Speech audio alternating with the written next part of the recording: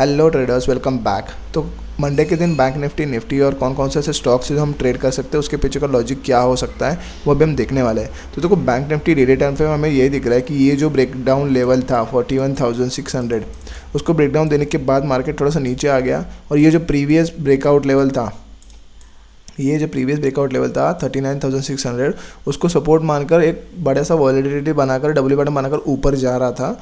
और अभी वो रिजेक्शन जो कि एक ब्रेकआउट लेवल था 41,600, उसको रिजेक्शन मानकर वो अभी उधर एक बार बार टच होके आ रहा है। और वो टच होके आ रहा है, वो रेजिस्टेंस लेवल 41,711 का एक एग्जैक्ट रिजेक्शन मानकर वो नीचे के साइड आने की कोशिश कर रहा है।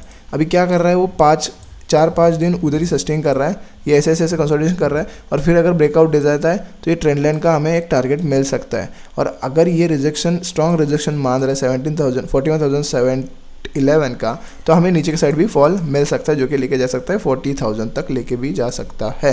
ठीक है, 40,700 टू 40,500 तक लेके जा सकता है। तो यही प्लान डेली टाइम फ्रेम में रखता है। तो चलो bank Nifty 15 minutes time frame, bank Nifty 15 minutes time frame में यही दिख रहा है कि 41,711, ठीक है, 41,711 का एक स्ट्रॉन्ग रिजेक्शन मानकर मार्केट 3-4 बार रिजेक्शन जोन मानकर वो आ रहा है, जो कि ये देखो, ये ब्रेकडाउन लेवल था 41,600 का। उसको ब्रेकडाउन देने के बाद मार्केट अभी एक 41,700 का एक रिजेक्शन मानकर नीचे के साइड आ रहा है बार बार, और 4 दिन उधर ही सस्टेन कर रहा है। तो उधर सस्टेन करने का यही मीनिंग है कि सस्टेन कर रहा है मतलब एक वीक भी कर रहा है, और अगर ये रिजेक्शन मानता है तो नीचे के साइड भी फॉल दे सकता है। प्राइस पैटर्न के हिसाब से एक असेंडिंग ट्रायंगुलर पैटर्न बना है, तो ऊपर जाने के चांसेस थोड़े से ज़्यादा होंगे। ठीक है, तो यही प्लान करना। अगर मार्केट फ्लैट ओपन होता है तो 41,711 का 15 मिनट्स कैंडल ऊपर सस्टेन करती है तो हमें 42,000 तक के एक फाइनल टारगेट मिल सकते हैं। पर हम छोटे छोटे टारगेट रखकर प्लान कर सकते हैं और ऊपर के टारगेट मिला सकते हैं।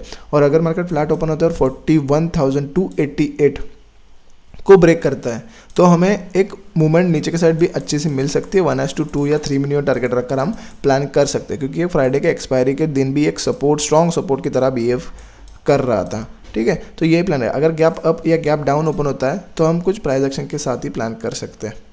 तो चलो निफ्टी 50 देख लेते हैं। तो Nifty 50 daily time frame, Nifty 50 daily time में हमें देख रहा है ये जो ब्रेकडाउन लेवल था 17,750 टू 800 का एक रिजेक्शन जोन मानकर मार्केट ने ब्रेकडाउन दे दिया। उसके बाद में मार्केट ऊपर जा रहा है और अभी एक 17,900 एक रिजेक्शन बार बार रिजेक्शन लेके मार्केट नीचे के साइड फॉल हो रहा है, उसको ऊपर ब्रेकआउट नहीं दे रहा है। तो यही मान के चलेंगे हम कि एक पॉज ले रहा है, और अगर कंसोलिडेशन के बाद 900 के ऊपर सस्टेन करता है तो हमें ऊपर तक के टारगेट मिल सकता है, जो कि लेके जा सकता है 18,800 तक लेके जा सकता है। ठीक है, तो एक नेगेटिव पैटर्न भी ऐसे हो सकता है, जो कि एक ब्रेकडाउन लेवल है वो रिजेक्शन की तरह बिहेव हो सकता है। उसके बाद में नीचे की साइड फॉल आ सकता है। ठीक है, ये कंसोलिडेशन ऊपर की साइड दे रहा है तो प्रोबेबिलिटी ऑफ विनिंग थोड़ी सी ऊपर की साइड ज़्यादा हो सकती है। ठीक है, प्रोबेबिलिटी बोल रहा हूँ, मेरे जैसा होगा ऐसा नहीं है। हम दोनों साइड प्लान करेंगे। तो चलो 15 मिनट्स में देख लेते हैं। Nifty 50 15 minutes time frame, Nifty 50 15 minutes time में यही दिख रहा है कि मार्केट बजट डे के दिन 17,950 का रिजेक्शन मानकर मार्केट नीचे का फॉल आया। उसके बाद में थोड़ा सा रिकवरी बनाकर एक असेंडिंग ट्रायंगुलर पैटर्न में ऊपर के साइड जा रहा है।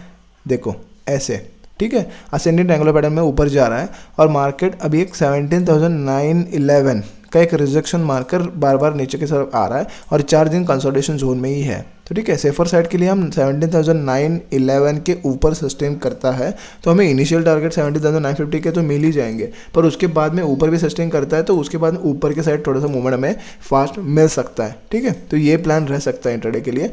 और अगर मार्केट ये कंसोलिडेशन जोन है 17,911 टू 17,780 तक कंसोलिडेशन जोन है, अगर इसके नीचे भी सस्टेन करता है 17,780 के, तो हमें 700 तक के टारगेट मिल सकते हैं, जो कि 80 पॉइंट्स की थोड़ी सी हमें रैली डाउन के साइड भी मिल सकती है। ठीक है, तो इसका भी हम प्लान कर लेंगे। तो ये 17,911 और 17,780 को लेवल को हमें एक ध्यान में रखना है कि इधर कंसोलिडेशन होता है तो हम ट्रेड नहीं लेंगे, इधर ऊपर के साइड ब्रेकआउट देना चाहिए, इधर ब्रेक डाउन देना चाहिए 17,780 के यहाँ, तो हम प्लान कर सकते हैं 1:2 3 मिनट टारगेट रखकर प्लान कर सकते हैं। ठीक है, तो यही प्लान रहेगा। और अगर गैप डाउन या गैप अप ओपन हो जाता है तो हम प्राइस एक्शन के साथ ही प्लान करेंगे, क्योंकि गैप अप और गैप डाउन के डायरेक्टली ट्रेड लेके कुछ फ़ायदा नहीं है। अगर सपोर्ट पे या रेजिस्टेंस पे कुछ हमें प्राइस पैटर्न मिलता है, कैंडलस्टिक पैटर्न मिलता है, तो हम प्लान कर सकते हैं ट्रेड के लिए।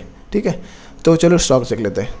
ओके तो पहला स्टॉक से हमारे पास HDFC लाइफ इंश्योरेंस। ठीक है, HDFC life insurance daily time frame में एक बहुत बड़ा कंसोलिडेशन जोन था, जो कि एक फ्लैग ये पोल बनाया, अभी एक फ्लैग बनाकर अभी ब्रेक डाउन दिया, जो कि एक अदानी की न्यूज़ की वजह से ब्रेक डाउन दे दिया, और अभी ऊपर सस्टेन कर रहा है, जो कि एक प्रॉफिट बुकिंग जैसे हम मान सकते हैं। और एग्जैक्टली आप देख सकते हो कि ये देखो एग्जैक्टली उसने एक ब्रेकडाउन देने के बाद एक हैमर, इन्वर्टेड हैमर बना रहा है, जो कि जो ब्रेकडाउन लेवल था उसको एक रिजेक्शन मारकर अभी एक जो ब्रेकडाउन था उसको रेजिस्टेंस मारकर एक इन्वर्टेड हैमर कैंडल बना रहा है। तो ये इन्वर्टेड हैमर कैंडल हमें नेगेटिव के जैसा बिहेव कर सकते हैं, पर अगर मार्केट नेगेटिव रहता है और इसके हैमर के नीचे कंसोलिडेशन के बाद एक 15 मिनट्स कैंडल सस्टेन करती है, डाउनसाइड फॉल आने की कोशिश करता है, तो हम नीचे के साइड एक मूवमेंट मिल सकता है, पॉसिबल मूवमेंट मिल सकता है। इंट्राडे के लिए हम 1:2 मिनिमम टारगेट रखकर प्लान कर सकते हैं, पर हैमर कैंडल के नीचे।